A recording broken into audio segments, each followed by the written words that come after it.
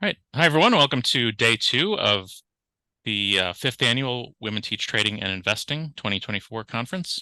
We're going to be live for 3 days, March 5th through 7th, with 20 plus sessions of top educators providing their best info and techniques about how they make money every day in today's markets. So this event is brought to you by TradeOutLoud.com and TimingResearch.com, along with our co-sponsor madhedgefundtrader.com. And of course, please keep in mind that all presentations are for educational purposes only. Trading is not suitable for all people. And please consult a financial advisor and only trade with money you can afford to lose. Also, all sessions are being recorded individually and will be available on TimingResearch.com. Also, if you search for Timing Research on YouTube, Substack, or your favorite podcast app, you can get access to the recordings there as well. So first up is Michele Schneider of MarketGauge.com. So I'm going to go ahead and turn it over to her. Thank you, David, and welcome everyone, and happy International Women's Month.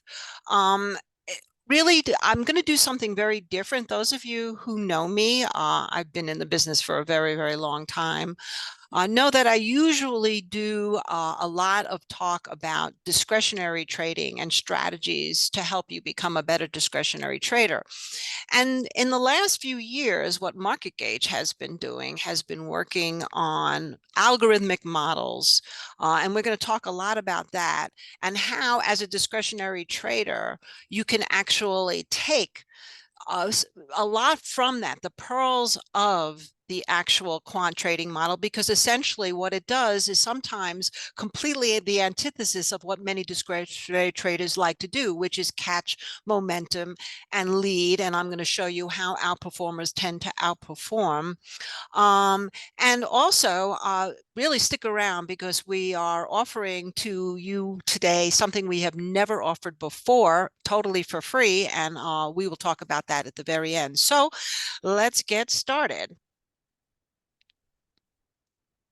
So those of you who don't know me, although David introduced me as Michele in the business and in life in general, people call me Mish, which really comes from the fact that I was on the New York Commodities Exchange as a trader for 14 years, actually, and my badge was Mish. So it kind of stuck. And then, of course, the floor being obsolete at this point. We started Market Gauge, where I am now the Market Gauge chief strategist. We also have an asset management company in which I'm a partner. I did write a book called Plant Your Money Tree. It's been out since 2019. I'm desperately trying to figure out how to write a second one. But it was at least done, had a wonderful award as the top 100 best wealth books of all time. And then last year, Traders Magazine awarded me the best stock educator in 2023. So that was kind of nice. I am all over the media. I do create a daily, which you can get on my website, marketgauge.com. It's Mish's Daily, and I do a lot of discretionary trading there, with tips and education and comments about the market. And also my Economic Modern Family, which I created, which we will not have time to go into today, but you can find that on the website as well. So here's just, show you in case I wasn't sure if I was going to be on camera, but here, obviously you can see, no stranger to camera. I've been all over the place, from Fox to Bloomberg to CNBC Asia. I do a lot of work with Real Vision and stock charts. And so kind of, wherever I'm needed, that's where I go. Actually, Schwab, you can see right there in the middle, me and Nicole Petalides. I will be on for International Women's Day on Friday with her. So I'm very excited about that. All right, so what I'm going to go through today is really want to show you how you can get these huge profits. And even though we're going to talk about the math, I'm not going to go into the formulas, obviously, but the idea of the math, it's a really simple ranking system, and it gives you a tremendous edge. And if there's one thing that we have learned this year, it is that the hot stocks keep getting hotter and the weak stocks have really for the most part, gone nowhere. And of course, no matter what you're doing, whether you're following an algorithmic system or you're using momentum trades on your own, or you're bottom picking, whatever you like to do, risk management is something that's incredibly key and certainly part of our whole strategy. So we're going to by the end, you'll have a good idea on how to find some of the market leaders that we're talking about. So this is a very, I'm going to put my glasses on here. This is a very different type of investment approach, and that's why I was really excited to introduce it to hopefully, I would think, a predominant group of women. Certainly all of the speakers are women, because I don't think that women necessarily are always aware of how great they can be as traders, number one. And number two, also may not necessarily be aware of all of the newest and highest technology, which is exactly why so many people are doing so much better right now. Obviously, we have a bull market, and that's not to be condescending to women. It's just more of an awareness. And as a woman, I can only speak for myself that I always thought I had to do everything myself. We women tend to do that. And this is a way to really get a lot of help in doing that and doing extremely well. And we know that quant and AI is something that's changing the whole landscape, and investing has completely changed in 2023. I mean, even as we're going into the second half, not quite yet, but at least the first quarter of the to 2024, we're still worried about stagflation. We're still worrying about rising interest rates. In fact, Jerome Powell is speaking today, the day of that I'm speaking to you, and we know that we have a restrictive Federal Reserve at this point. And of course, there are so many headwinds on whether or not he's going to lower the rates, and even if that is the best thing for him to do. And all of this, of course, has increased the volatility, has given the market a lot of wild swings, and it has enhanced the importance of risk factors. So, like, why all of a sudden would I, after all these years, be talking about quants? Because I have found, again, we tend to overdo things. We tend to get analysis paralysis. And this is amazing way that without a lot of time consuming analysis, been able to beat the market this year. And even if you never do anything mechanically in terms of following a quant, understanding the formula for why these leading stocks continue to lead as a discretionary trader is really going to be of benefit. And then once you have that kind of system, whether it's a discretionary system using quants or whether you're using the quants yourself, it becomes a very dispassionate game, and you can exploit and get an edge and also diversify among different multiple systems, and then really avoid that rabbit hole of overcomplicating your trading decisions. I mean, I'm always cracking up when I see people on X put up these charts that have so many lines you can barely even see what the price is doing. So why quants? Well, first of all, no matter what, you have to have discipline, you have to have good stops, and you have to have profit targets. If you have those three things in your mind, then you are 2/3 of the way there. And essentially, I'm going to show you with historical data about how these leading trends actually outperform the rest of the market by a long shot. And this is not just in 2023, 2024, but historically. And then what Market Gauge's proprietary TSI, basically what it does is it ranks the stocks for you so you can identify for yourself what are the best trends to own. So basically what we do is we take the top 3 to 7 performers every month. Some stay as we rotate out, and some don't. It really depends on how they are continuing to trend. And they never buy anything with a negative TSI. So for those of you who like to bottom pick, you really have to have a good strategy because the quants would say no. And essentially, we have 5 different trading strategies, and each one has a different edge for the market depending on what's going on. So let's go through a little bit of history of why the outperformers tend to outperform. So since 1929, the Dow began trading at around 30. Now, as we know, we're near 40,000, and 25% of the gains were contributed by the top 25% end of year performers. So that's huge if you think about it. And these performers will continue to contribute to the Dow's overall gains the next year. So there's follow through from one year to the next. I mean, just take a look at something like NVIDIA, and then enough said about that. And so basically what we did was we took that research and we found if we dwindle it down from the top 25% to the top 10%, they even did better by multiples. And so essentially what we did was we took this top 10% with our own proprietary ranking system, and we decided that if we would do even better if we did it in multiple time frames in terms of our analysis, and we didn't get fully concentrated just in tech, although you'll see obviously that this year has been a good one for that, but really basically the ability to spread across different asset classes. So now, don't take my opinion, right? So James O'Shaughnessy, who wrote the book, What Works Well on Wall Street and manages $6.5 billion in assets, he said over 6-month and 12-month periods, winners generally continue to win and losers generally continue to lose. And I'm sure your portfolio might reflect that. Price momentum proves to be an especially good way to identify both these stocks, which will go on to perform well and which go on to perform poorly. And I have to tell you, this presentation is not only to introduce this to you, but it reinforces to me, because I stubbornly resisted this whole philosophy for years, and now I'm such an incredible believer, and not just because of this year, right? Because I've actually been studying the history, and that's why I'm bringing this all to you.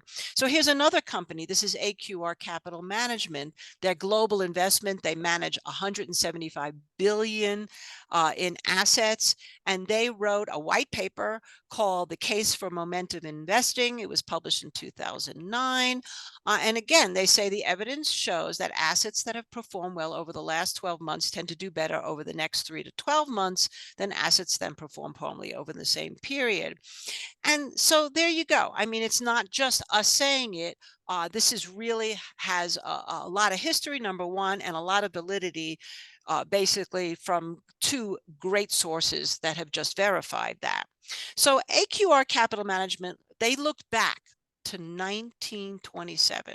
So if you take a look at this chart here, let's make this is the zero line. So let's say this is the performance of the overall benchmark.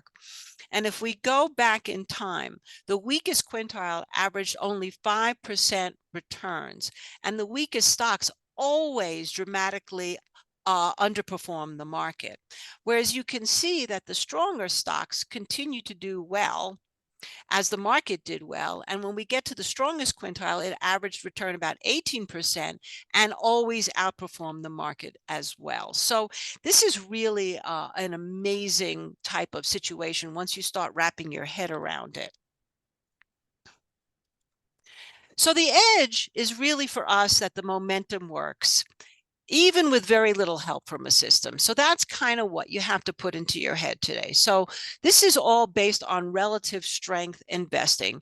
And so clearly when we have rising liquidity, stock prices rise, there's an economic recovery, but then the bond prices start to fall. And then as we start to see falling liquidity, then you see basically, again, stock prices will fall at this point, but maybe bond prices will fall. We may go into an economic recession, and then eventually we go into this cycle here. And so what really makes us go into a rising liquidity or a falling liquidity? Clearly monetary policy, government policy, demographic trends, technological innovation, and behavioral factors. And so when people have come to some of my former webinars, I've talked a lot about the demographic trends as mega trends. Technological innovation would be obviously a mega trend of AI. Monetary and government policy is one of the reasons why I haven't been fully convinced that we're not going to see another rise of inflation. And of course, behavioral factors are always an issue, because as we get into the herd mentality, which we know sometimes can be very, very dangerous, but also very profitable. So in terms of trade management, if you're following a trend, That doesn't mean you never take a profit. We actually have very specific profit targets. We have very specific position risk management, and we have very specific portfolio risk management. So in terms of the risk managed trading, what we do when we get into anything, whether it's a discretionary trade or a quant trade based model, we have a stop. And that stop is very often based on not only the market volatility, but also the volatility of the particular instrument. So essentially, if we have something like NVIDIA versus something like XHB, which is the home builders ETF, which has also been a very strong leader, the stop will be different, but it will be somewhere between 10 and 20% from the entry price. In terms of the targets, same thing. Our targets will be based on volatility as well. So like, for example, we will have an initial target and then stop will get moved up. And I'm going to talk a little bit about that more in a minute. I just want to put this up here. So after we get our first target, we immediately move our stop up. Very often it will go to a no loss stop. But in terms of the volatility of the target, this is the same kind of thing. And we often base it on the average true range of the instrument. So like, for example, and I'm just going to look over here for a second because I want to put up CrowdStrike because clearly that's been the big news this morning after an incredible beat on earnings. That thing shot up. So that one has an average true range, which obviously will be extended today, of $16. So if you think about it, if you're going to put a stop at about 10 to 15% away or about 2 ATRs away on something like CrowdStrike at $16 ATR, that means you're going to get in, you might risk about $32 to $35. But also, if your first target is going to be 2 to 1 versus your risk, then you're looking about 4 ATRs. Now, all of a sudden, you're looking for a $64 move. So it's possible that even with a move like what we're seeing today with CrowdStrike up so much, it didn't even get to that first target yet because that's a huge amount. But that type of volatility is only based on something like that. Then we would have a second target and a third target. If we have something with a much narrower volatility, and a much narrower average true range, then obviously you can get to targets much quicker. And also, obviously, you will not necessarily have to wait so long in terms of the price movement.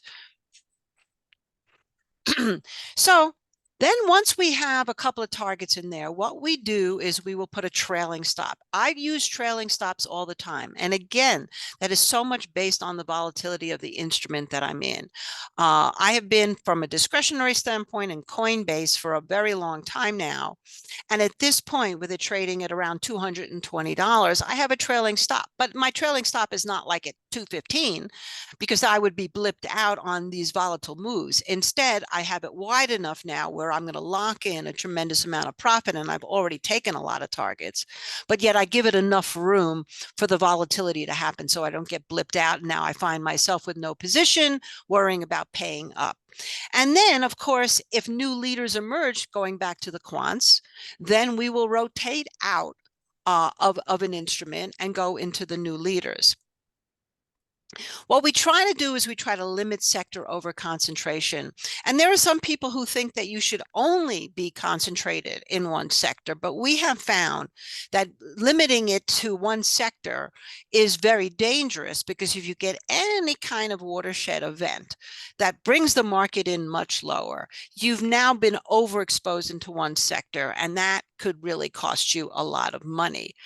So in these risk managed trading, by the way, if you got a major downtrend with inverse ETFs, we do have a small potential also to capitalize on the short side if the momentum goes that way. So what we like to look at is that there's always a bull market somewhere, right? So if you're doing this type of relative strength investing, you want to find the strongest relative trend. So let's go back here to 2004. What's so interesting is this shows you the difference between the best and the worst performing sector year by year. And the difference is 68% over the period. That's quite significant. So if we go back here, you can see that the outperformers outperform way more than the underperformers underperform. The same thing as we went into 2008. 2005, 2006. This is as we were going into the down move in 2007. And this was a case where the outperformers continued to still outperform versus the underperformers until, of course, we got to the big crash. But even so, even in the big crash, the outperformers, even though they underperformed the market, they still way outperformed the underperformers. And that's exactly, and this, by the way, is against the benchmark of the SPY. So you can see how it outperformed the SPY here. Well, outperformed the SPY, all of this.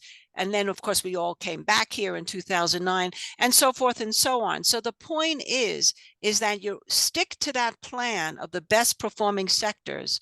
And not only are you going to well outperform the market over years, look at how many years we have here. We stopped in 2020 on this graph, but also well outperform the underperformers, and the underperformers will continually do way worse than the SPY. So one of the other things that factor in, and this is great, and I wanted to share this with you, whether you are actually a discretionary trader or you're interested in looking more into algorithmic models, is that we do look at market internals as part of the formula. And those of you, again, who follow me know that I often talk about 5 key ratios that I find to be extremely helpful in determining risk on or risk off. And so I'm going to show you that as of yesterday, how that looked. But we will take a look at also, just in terms of the risk on, risk off gauges, this is how they look relative to the SPY. So essentially what you want to do is look at these gauges, and we're going to give you an opportunity to get those at the end of the session. I'm going to show you how, again, for free, as our gift for women. This here is showing you how, if you overlay the market internals on the SPY, how you can avoid the big downturn. So if you take a look here, here's 2008. Look how the risk gauges that you can see right here, which shows bullish, neutral, or bearish, flashed to neutral here right before we saw the big crash, and how they went to green, which was risk on, as we were coming out in 2009. And you continue to see that if you go here to COVID, this turned red right near the top in terms of the risk off factors. And look how you would have avoided getting killed in that COVID crash if you had stuck with it, just like you would have done very, very well with this little blip here. And then, of course, once we got through in 2021, when we went into that big bullish market.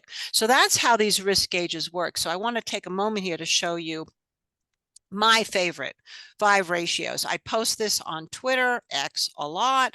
I have also written dailies about it because I think it's really important to keep an eye on. So here's one right here at the top. I talk a lot about long bonds. The long bonds are the 30-year plus bonds. The 20 plus year bonds, not the 30. And how they are performing relative to the SPY can really give you a tremendous insight into risk on or risk off. And you want the SPY to outperform. So far, yesterday it looked a little bit dicier when SPY closed down and the TLTs closed up, yesterday being March 5th. But now you can see that it came back a little bit, yet junk bonds, which are really high risk, high yield bonds, also you want to see outperforming the long bonds, obviously, because the long bonds can be a flight to safety, where junk bonds are where traders go when the conditions are risk on. That flipped actually to risk off, as did gold. SPY now underperforming gold, which can be a concern, and that's why lots of attention all of a sudden on the gold market. And here, wood versus gold, because this, when wood starts to underperform gold, can become a very recessionary key. So not only is this already put into the quants in terms of how much we will rotate in or go to cash or take profits, but it's also, for discretionary trading, extremely important to keep track of. And I can't tell you how many times when the market has corrected, I've seen risk factors still on, which has given me the confidence to buy the dip as opposed to buying the strength when I start to see the risk factors go to off. Okay, so let's go into the secret mechanism here, which is how we actually select our stocks using this TSI ranking. So this is our secret edge, right? So basically, if you look here at the average annual returns for portfolios grouped by momentum, this goes from 1927 to 2008. Again, what you see is that the 20% of the stocks with the worst momentum really basically always underperform, and the ones with the best momentum always continue to outperform. And I'm going to keep saying that over and over because that really is a simple formula for you to remember. And now if we look here, see, so what we do is we rank stocks on our proprietary indicator of this TSI. And you can see here in this red column, this is the TSI ranking. This is not necessarily up to date. I'm going to show you one's up to date in a moment. But obviously, NVIDIA has been number one, Meta been number two, Marvel. This is all technology, Tesla. And then, of course, this is also tech, but it's also defense. So let's move on. So now let's take a look at some of our models just to show you. If you stick in our NASDAQ 100 stocks, basically what we do is we take the top performers of NASDAQ, which is why this model always does well, because we know technology has been a trend for a long, long time. So it's an institutional favorite. It's safe because you obviously are buying the best stocks, and you know already that we have risk parameters.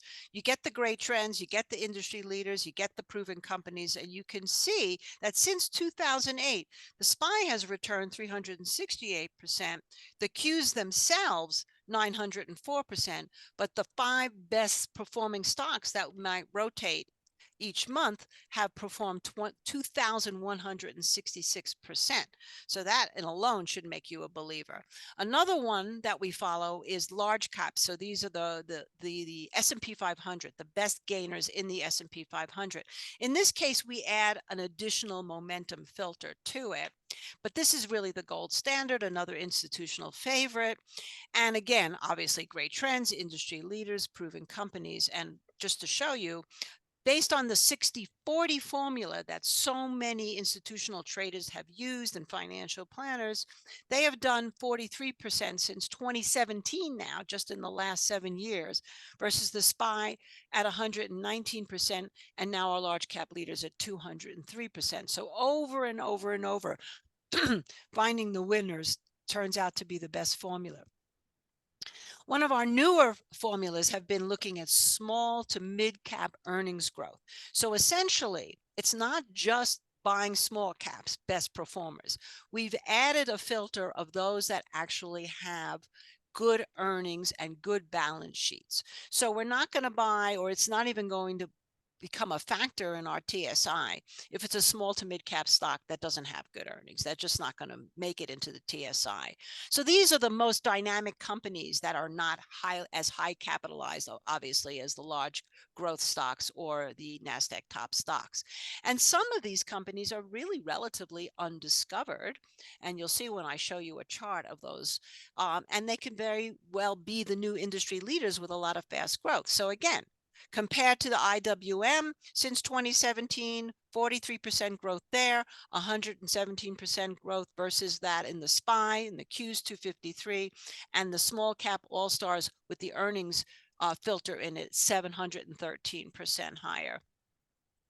Now, one of my favorites is sector ETFs. And the reason why I like sector ETFs is because a lot of them may reflect my economic modern family, which I had mentioned in the very beginning is something that I created as a very simple way to follow the market through almost a story. And so what the sectors do is it takes out company risk, right? Because you have a basket in each of the sectors. And again, the leading sectors, just like the leading stocks in NASDAQ or the leading mid to small cap stocks with earnings filter, will outperform. You can get very diversified, so you can take advantage of things outside of, let's say, just tech. And it gives you also great market insight. So you can talk freely about what is outperforming based on this. And you'll be right on. A lot of what I talk about when I go on the media is what are the ETFs and the sectors of those ETFs that are outperforming and why.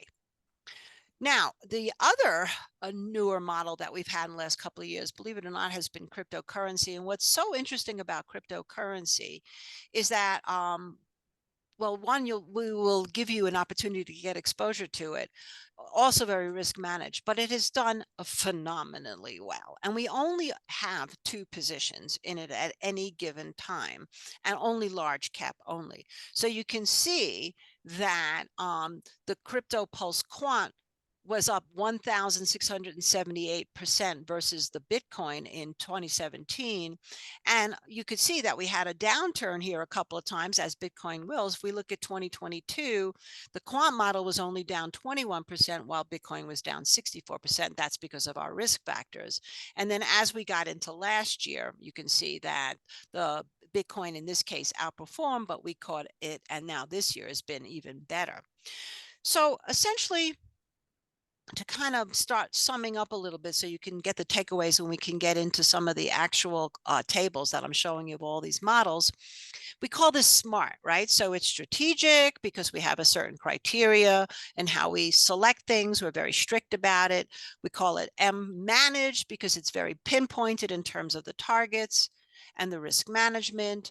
Assets, because we look at the top performers across all asset classes. There's a reallocation because periodic rotation into these new setups. Obviously, we use technology because these are rule-based algos, risk managed, and repeatable, because this is something that anyone can learn and something that anybody can use, and it repeats over and over. And the newest component that we've been working on is adding, obviously, an AI. It's almost like a quants on steroids. So now let's take a look at how everything is performing. I updated these charts in the last 24 hours. So this is a really interesting glimpse into 4 of the models and how the rankings are going. And you'll see that if we look at the NASDAQ All-Stars, that we use the top 5, right? So look, NVIDIA obviously is still up there, Advanced Micro Devices, and here was Crowd. So you can see this was as of yesterday, it closed at 313. Crowd is now trading at 343. At one point, it was up to 365 today. Meta also been moving a lot. And then we stop at 25 in terms of the rankings, but very often from this list, if you keep an eye on them, you can see how we would rotate out if they drop in TSI ranking, but that doesn't mean that they're still not a stock potentially to look at. As a discretionary trader, if you just like certain stocks to keep your eye on. This is the large cap leaders, and now NVIDIA is part of that, and Advanced Micro Devices as well. But in this case, we added Uber, and of course, Uber has been a tremendous outperformer. And if you just take a look down at some of the others, you can see some names that are talked about a lot. Here's the Nancy Pelosi trade, which isn't doing very well right now, depending on where she bought it, of course. And here's our small cap earnings growth, right? So this is what I was telling you about, where we add the overlay with earnings. This is a biotech company, CLSK, Moore, Powell. I mean, some of these companies, as I said, most people haven't necessarily heard of, but look what's also on the list, which is Abercrombie and Finch, which Hey, just, Mish, yes, we're still just seeing the let's find the next big winners screen. yeah, yeah, that's, I'm here. See where Oh, my I'm cursor, sorry. Oh, oh, okay. yeah, maybe I should Sorry use about that. I I'll thought you use a meant pen. How about that? This way you can see where I'm at, right? okay. Yeah, Okay, that's fine. okay. My apologies if that was unclear, David. But anyway, looking here, so actually we were talking about here, this ANF, which had tremendous earnings, has stayed on the list. And yet some of the ones that we were in it that were doing better, we've rotated out once they actually start dropping in TSI, which is why it's so good to keep track of this. Daily performance of the sector, this is the moderate. So what do I mean by moderate? We look at risk appetite in 3 ways: conservative, moderate, and aggressive.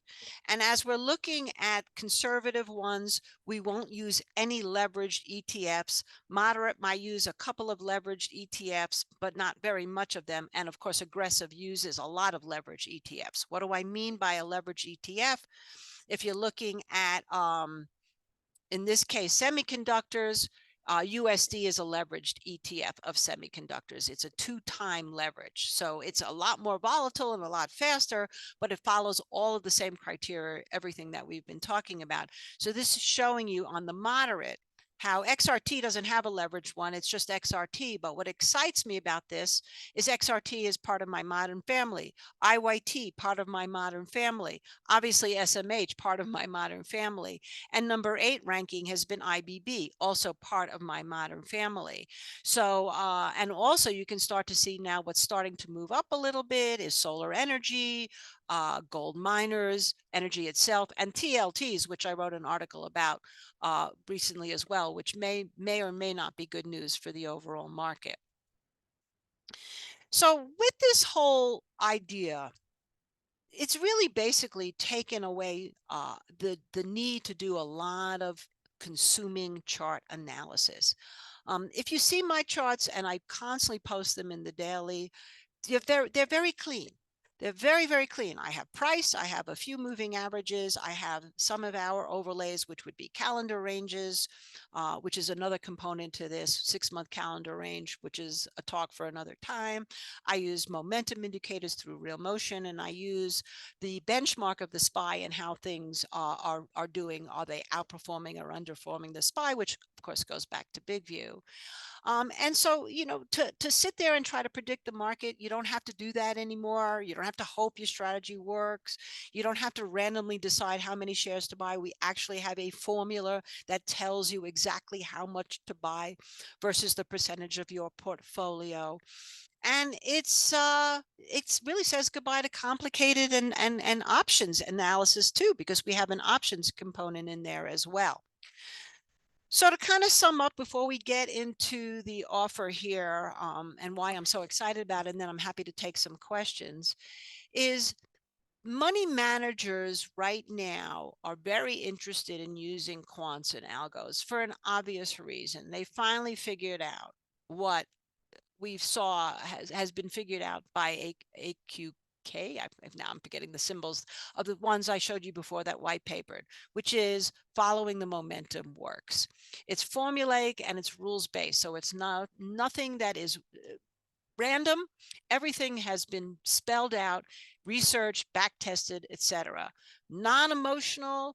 If risk management kicks in, we don't override. So if risk management is getting us out, we will get out without any question, even if we like it. If risk management is telling you to stay in and yet we think the market is correcting, then we do not second guess it. I showed you how they've outperformed their benchmarks over the long term. If you blend together different models that produce superior risk return characteristics, these investment strategies exploit an investment edge that's very different. They're highly liquid stocks, so you're not going to get stuck in something that doesn't have any liquidity and you can't get out.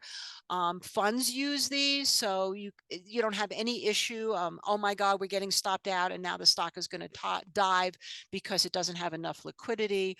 And what's really interesting is they can predict what's about to move, and if wrong, obviously the risk management will get you out. But in terms of the prediction, for example, when this got into home builders, our sector ETF, ages ago, I was thinking, wow, all anybody was talking about was a recession and a crash of the real estate market, which of course we know turned out to be wrong. And this is repeatable. So we always deliver better outcomes for all of our clients, whether they're subscribers or in the assets under management as a result of this. So anyway, before I get into the offer, if you want to jot this down, I'm on X at Market Minute. MarketGauge.com obviously is our website, and Market Beat is where you would find my daily on Sundays. Keith Schneider and Don Goodman do an outlook. This also talks a lot about the risk factors and really goes back and analyzes the week of the market and what to expect. If you want to email me, you can email me at Mission Market Gauge. You can find me everywhere: Instagram, LinkedIn, Facebook. We actually have a human being who answers the phone, Mary, if you call the toll-free number or you go to the live chat. And we have a consultant, Rob Quinn. He is extremely valuable to us because you can schedule a call with him, absolutely no obligation, or call him directly, and he will talk to you about everything that we do. So if you wanted to work with us, just understand what we do. We have subscriptions to the models or to different other strategies as well. But in this case, the dynamic algo strategies, the blended models. We do auto trading, which basically we now have a system that we're using that will actually auto trade for you, like a TAMP, so to speak. We do direct asset management. And again, there's Rob's number. And here's now what I've been very excited to show you. So we've never, ever, ever done this before. You won't find this opportunity anywhere, not even on our website. But these are our most popular 6 models.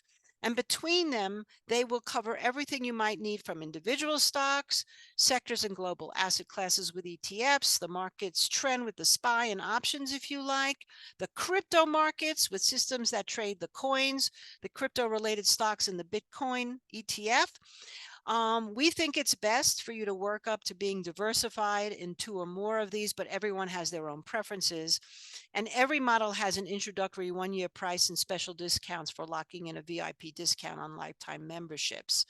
So in terms of what we're giving you right now, if you want to schedule a free consultation with Rob Quinn, you will get 2 weeks of free access to the member areas of any of the systems that I just talked about. So the NASDAQ All-Stars, the large caps, the small and mid caps earnings, the ETF sector, plus GEMS, that's a global macro asset. Our one that I didn't talk about today, which is Profit Navigator, which just trades SPY and SPY options. The crypto one I told you about, which is the quant, stocks, ETFs, and cryptocurrencies. Plus, remember that big view and the 5 ratios I showed you on risk on, risk off? We'll give you 30 days of access to Big View Premium. So you can go to www.marketgauge.com/call and speak to Rob, and he'll talk to you and he'll let you know what's the best way for you to use your 2 weeks of free access to our member area and see what we're doing. And this is a good time to do it because we're still in the beginning of the month. Some rotate at the beginning, some rotate in the middle, some rotate just more fluidly depending on the TSI ranking. And so in that peak area, you will see that if you want to go on, he'll give you a price structure on that, but nonetheless, at least it gives you a nice free way to really get a look at it, take advantage of it. And then, of course, like I said, 30 days to be part of our Big View Premium, where you yourself could look at these ratios every single day, and including what I showed you before on how the market timing with the SPY has helped downturns and you being in them and getting caught. So that's kind of, that's, I think, enough to show you here in one session. Are there any particular questions? I would be happy to answer them for you. We still have a few minutes here left. Well, this is the reason why I didn't mention the price, Bob, is because this is a free access to the member area. If you talk to Rob and you want something more than that, he will tell you, but roughly we're saying $197 to get started. If you want to be in the crypto quick start, which would be $997 annually, this is special VIP discounts for lifetime membership as well.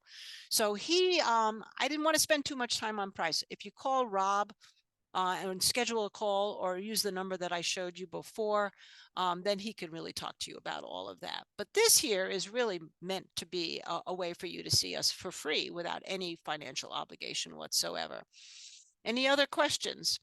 You can ask me anything. I mean, I talked to you very specifically about this today, but clearly I have many thoughts on the market. I'd be happy to answer if anybody had any specific questions on that.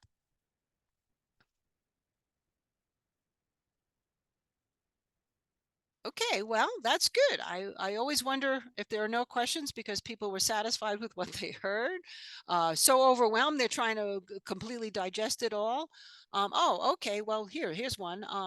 I like that you are blending with systems. Good. My preferred instruments for trading, as a discretionary trader, I really do it all. I don't do much in the way of futures because of ETFs. And you'll see when you take a look at our ETF sector, it covers a lot of the futures in ETFs like GDX, for example, gold miners, or GLD if you're looking at gold, or SLV for silver. So I really like ETFs and sectors, but I also will not shy away from individual stocks.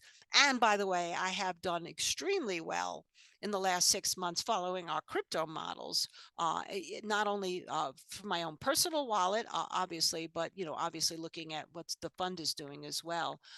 Do I miss floor trading? What a great question. I do. I do. I mean, I was raised there. I went down there as a very young girl, and I spent 14 years growing up amongst really having the finger on the pulse of what was going on in the world. And of course, at a very exciting time. Yeah, I miss the noise. I miss the excitement. I miss the camaraderie. I miss the fact that, really you don't even care what's going on in the news. Actually the ultimate place to follow momentum, because when things start moving, you jump in, you follow the momentum. As soon as you hear it dying down, you get out and you scalp, and yeah, I miss it. But I also am not as young as I used to be, so I'm not quite so sure I would want to go back to the floor at this point. I've spent so many decades becoming a really good trader up here that I'm very happy in this world right now. Are you bullish or bearish on the market for the next month? Well, that's another really good question, and I'm so glad people are asking me this. If you ask the quant models right now, what's so interesting is that we did a little bit of rotation, as I mentioned to you, in the NASDAQ All-Stars with getting into CrowdStrike, which turned out to be great. We've taken a lot of profits in a lot of our tech. But what's really interesting to me right now is that we went to cash, or at least half cash, in a lot of the index-based quants, and we bought long bonds, TLTs. So that could be a reason to get a little bit suspicious of how the market is going to do over the next month.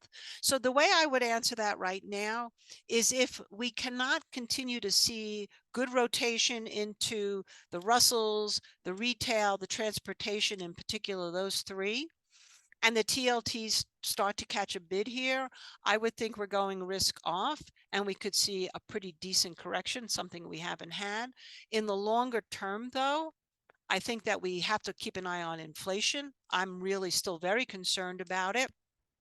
Any cut by the Fed, and now they're talking about potentially in June, I think will just flare up inflation. I don't think it's any great surprise that we're starting to see silver move up, oil move up.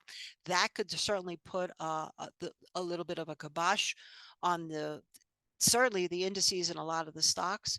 I'm looking at that happening, let's say, starting in, I said late spring has been my prediction.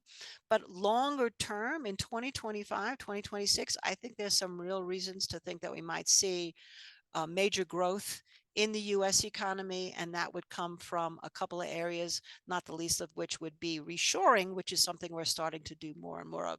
So it's kind of like short term, I'm more neutral. Midterm, I have my eye on, like I said, the commodities and the TLT, which could mean a little bit negative. But in the long term, if we get any kind of great correction, I would think that might be a really good buy opportunity. Hope that answers that question for you. Do I trust this move on gold? Absolutely. I'm an old gold trader. And one thing I know about commodities, so two things I'll say about gold. Number one is, up until this point, we've seen weakness being bought and strength being sold.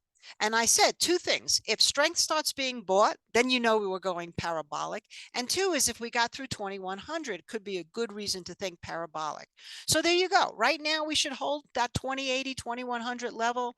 I think we're going to 2400. I even think that if things get really unraveled, if we go into that late spring, early summer, like I mentioned, inflation spike, kind of like what we did in the late 70s, we could actually see gold at 3000. My concern, Ray, reshorting, is that this will drive up inflation as local costs are high.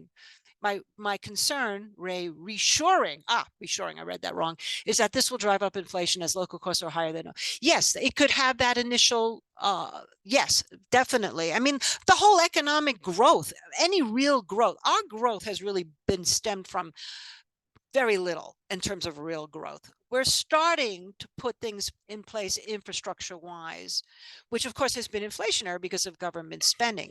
At some point, we would want to see that normalize, but I wouldn't disagree that the initial result could be somewhat inflationary.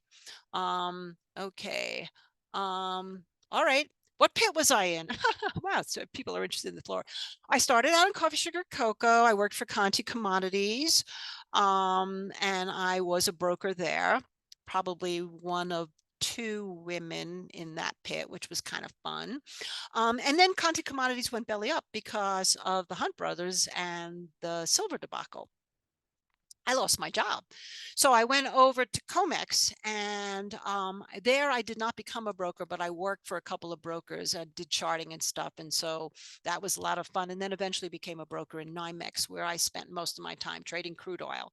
So I traded crude oil for about 6 years in that pit, then went to Finex, and then eventually left the floor. But I traded everything.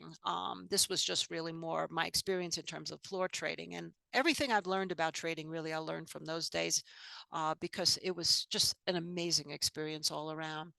Is Kane looking attractive? Oh my God, somebody knows me, right? Oh, Vinny. Okay. If it's the same Vinny I'm thinking of. So, I have, and I'm going to see how much time I have because, yeah, I have a couple more minutes. Yeah, I really hope you all call Rob, by the way, and schedule a call and find out how you can take a look at this, because I think this is really, to me, the most exciting way. Do I still discretionary trade? I do. I do it for the asset management company. I no longer do it for a service. And I just want to mention that part of the reason is because I didn't have to kill myself anymore because of how well these quants are doing. But in my discretionary trading, I like to find things that might be more predictive, like buying silver, buying gold miners, buying oil. These are things that the quants are not in, but we're in. So I just want to make sure you understand that. Now I can answer your question about sugar. There are 3 things that you need to watch to really see if inflation is going to pick up. You don't have to listen to anybody. You don't even have to listen to me. Just learn to watch 3 things. Number 1 is, even though silver has moved up, it's still so underperforming gold. If it starts to outperform, and we're still far from there, but if it does, inflationary. Number 2 is the dollar. The dollar has been trading basically in a range between 103 and 104. If you look at the dollar yen today, you can see that the yen actually started to pick up some traction. And if the dollar breaks 103, looking at DXY, with all the talk of BRICS and gold standards and everything else that are happening in different countries, even in general, with the dollar's decrease of purchase power over the years versus inflation, that could be another inflationary indicator if it drops more precipitously. And the third, now to answer your question, Vinny, is sugar. I have been a big proponent of watching sugar. It started out in 2019, 2020 at 5 cents a pound. It went to 28 cents a pound in 2023. It's currently trading at around 21.50. So it's still 4 times more than it was in 2020. So it's still inflationary. There's still shortages around, even with increased production in Brazil, which is why we've had the most recent correction. And it's very weather related. It's very social related, because people will go to sugar during hard times. People will buy junkier food during hard times, even though the cost goes up. It's a comfort food type of situation. It's been my secret barometer. And it also moved big in the 70s. So if it gets back up, 24 cents is what I'm looking at. Above there, especially with the other factors, forget, like what I said, what anybody says, we're going into a second wave of inflation, and you should trade accordingly. I think that's probably it. Maybe I have time for one more quick question. Okay, well, if not, I just want to say, in the time that I have left, thank you again to David and Anka. Thank you to all the women who are also going to be presenting. I know so many of them, and they're all amazing. And it's just a wonderful month for women to be recognized. I always appreciate that. But even for all the men who have been here, thank you, because obviously you're smart enough to know listening to women is not such a bad thing when it comes to trading. We tend to be really good and very, very risk adverse. So again, thank you all. Call Rob and come look for me all over the internet. Okay, thanks so much.